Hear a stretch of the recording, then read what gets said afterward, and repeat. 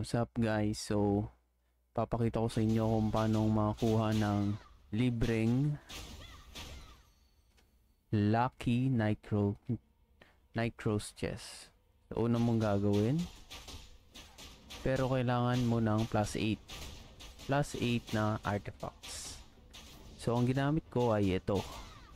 Kita nyo naman, pangit ang kanyang refine kasi ito yung ginamit ko. Hindi ko pa siya na-refine na plus 4 def.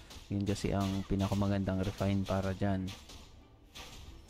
Ang una mong gagawin, kung meron kang plus 8, kagaya ko,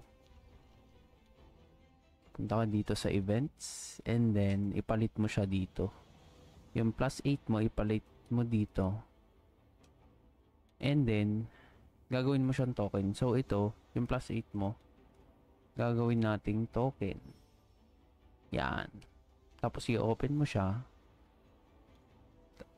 Pag open mo, ipalit mo ulit tapos i-open mo siya. So ang event na ma-unlock mo dito ay ito. Yung use plus 8 Nightcrow gear selection chest. So natapos mo na yun. So bibigyan ka niya ng Lucky Nightcrow chest na 10 pieces. And then ma-unlock mo din ito. Use like Nightcrow's chest 5. So makakakuha ka nito times 11. So ganun lang kadali kumuha ng Lucky Nitros chest. Kung meron kang plus 8, gawin mo na to.